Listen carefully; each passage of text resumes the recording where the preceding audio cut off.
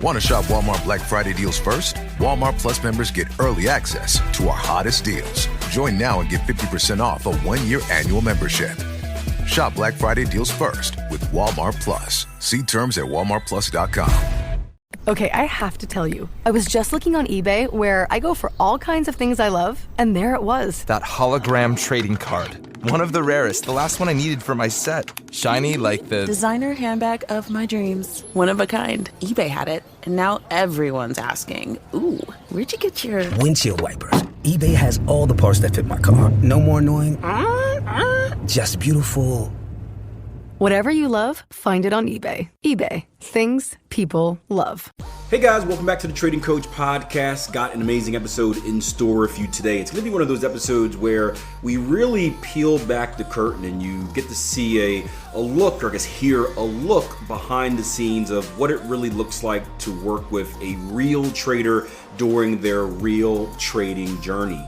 This one's a little bit interesting because we talk about discretionary trading, and one of the benefits of discretionary trading is you kind of have the freedom to do stuff and analyze, but with that freedom comes extra responsibility, and there is a downside of doing so. There's kind of a Catch-22 type deal when it comes to discretionary trading, where the more rules you have can lead to more confusion and second guessing and this and that. And what exactly are trading rules? Are trading rules things that are supposed to be right, or are trading rules just there to exist, right? So lots of fun conversations in this episode. While you listen, right, do me a favor, leave me a rating and a review. You can listen and do that at the same time. I'm sure it's the best way to support the show. And let's dive into an interview with a trader who is currently going through their journey right now, real time, on our Tier 1 trading platform. Mate, just quickly, for anyone who hasn't spoken to you or met you, tell us just quickly about yourself again.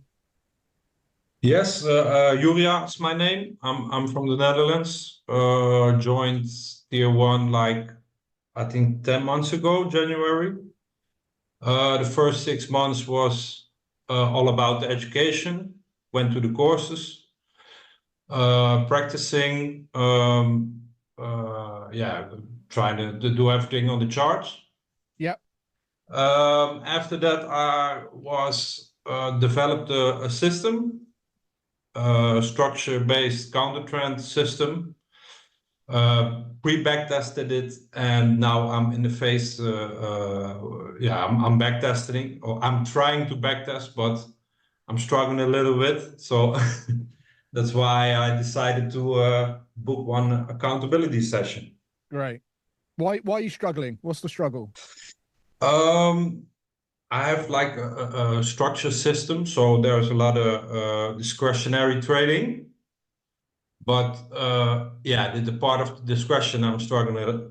I am struggling with. So first I was practicing a lot with drawing in ebbs and flows to find correct levels, and after that I decided to pick targets at the first structure level.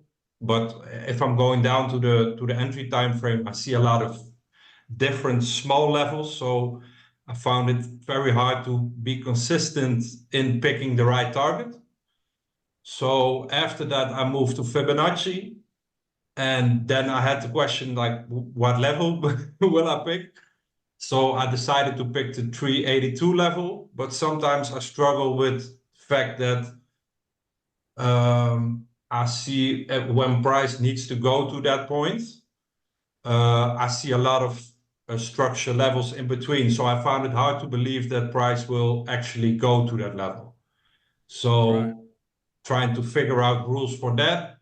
Also try to figure out rules for overlapping, underlapping structure. When is it overlapping? When is it underlapping, or why not? Also with double tops, double bottoms. Basically, I tried to put everything in rules, but I found it very difficult to be consistent in this with this. So, if I'm putting more rules on, I found it that I will be more confusing. So I'm second guessing myself every time. So instead of moving forward, I have the feeling I will be there, turn around in circles and not coming very, not progressing that much. Yeah. This is So the catch-22 situation that people get stuck in. It's very yes, yeah. and I'm thinking about moving to something more rules-based, like patterns. That's is also a little bit discretionary, the first move. But I think every other things are like clear rules for targets, entries, etc. But I found it difficult to make that switch because of the fact that maybe it's like an ego thing that don't want to accept that it's not working the way I want it right now.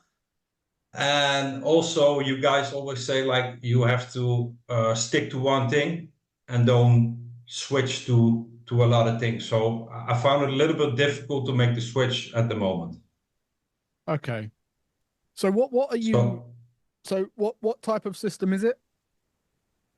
What I'm trying right now? Yeah, what you're testing. Yeah, it was like a structure, counter-trend structure-based system. Okay. And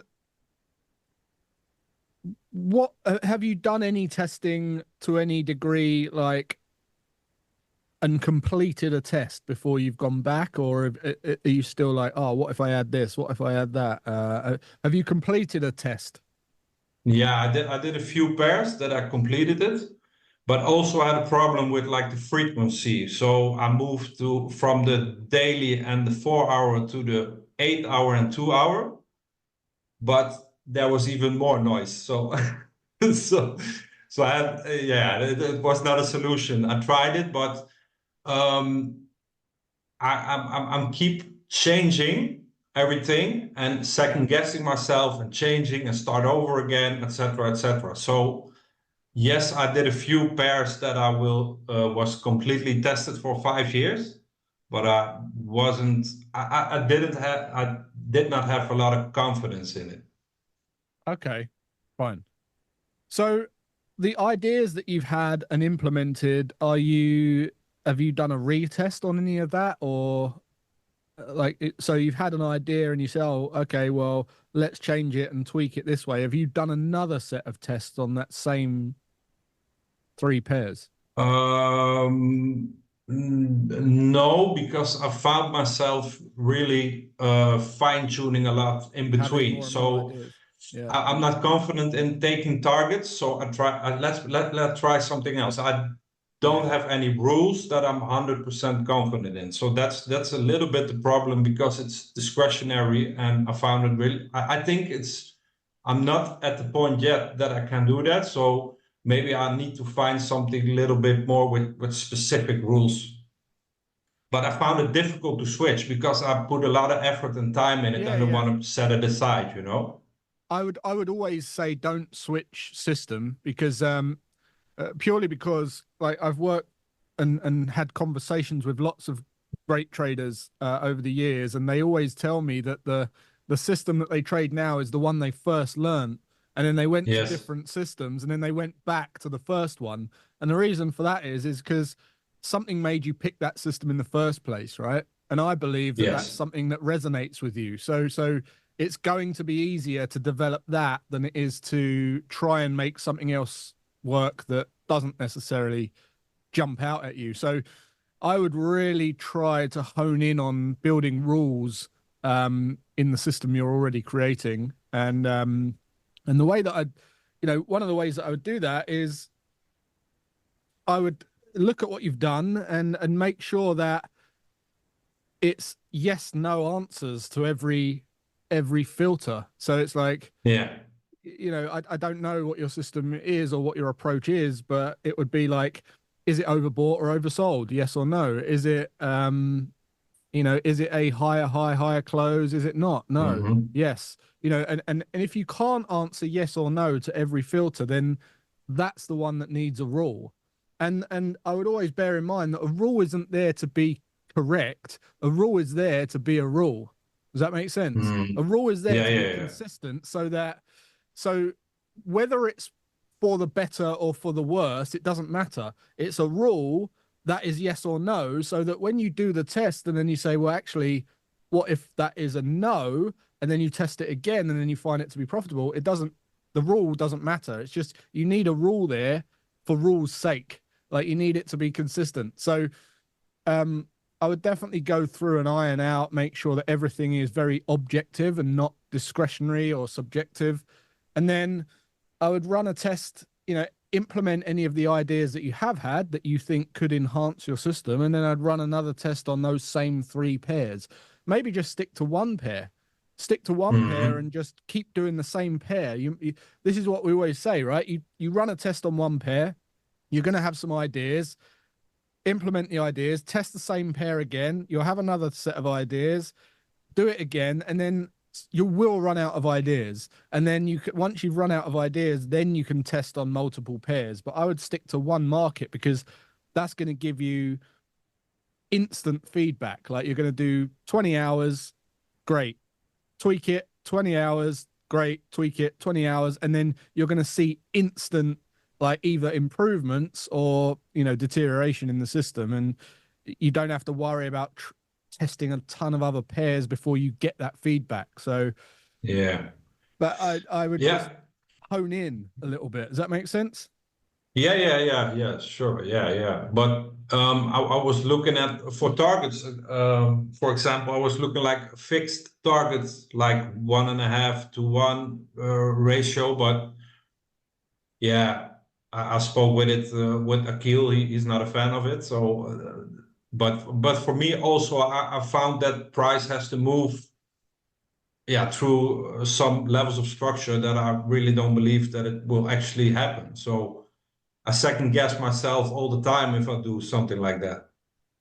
Yeah, well, look, man, the market doesn't care what you believe. The market has been moving the way it moves, and you can go and see for yourself whether or not you're wrong or right in your predictions. But it sounds like you either want to have a really high strike rate where you're right a lot of the time and lower that risk reward profile to maybe 1 to 1, or you're happy being wrong a little bit more, but having a higher risk reward profile. And personally, that's my approach, because I know Akil, he's more of a 50-50 trader. For me, I'm more of a, I like a 1 to 1.5 to 1, minimum.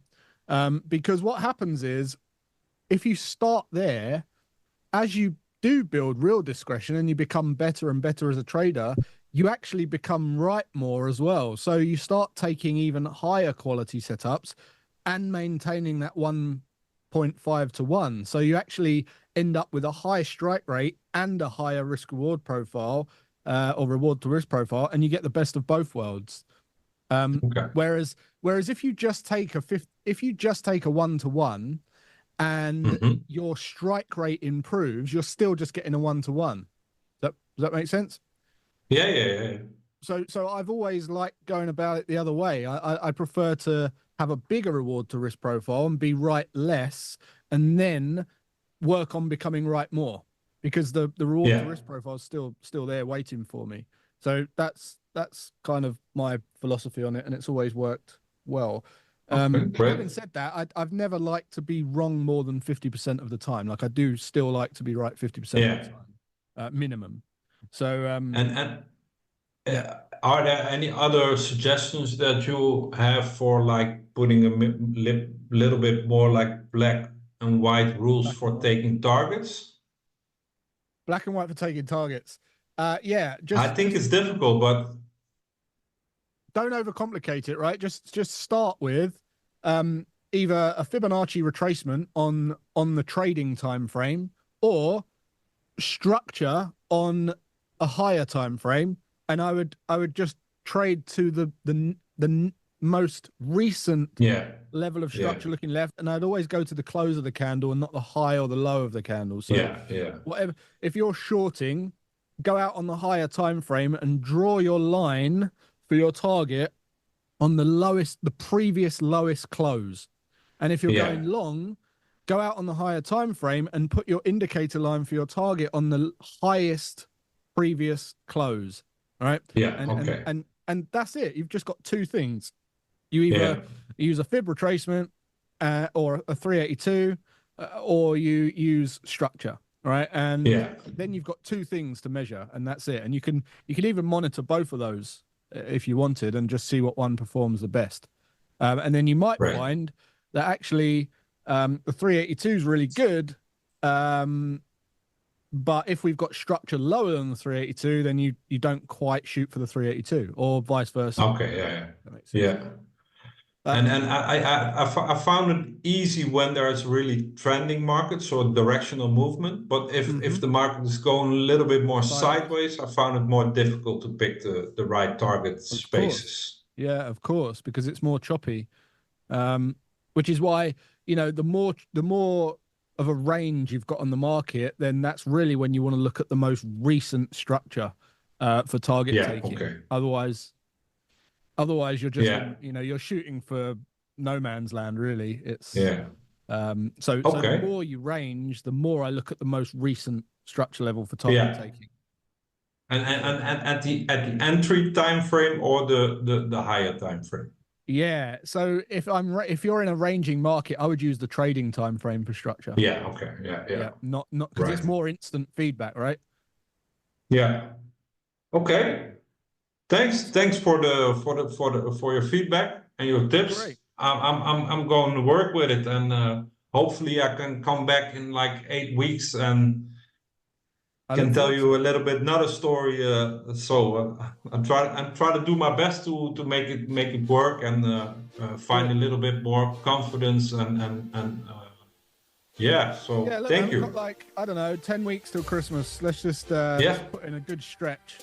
8 weeks of just focus, testing, and you'll get there, man. And I'll catch up. Yes, I will do that. Cool, man. Thank you. Take care. Hope you enjoyed. If you're interested in learning how to trade, you know where to go. www.tier1trading.com. It is an amazing educational resource. It's not just courses.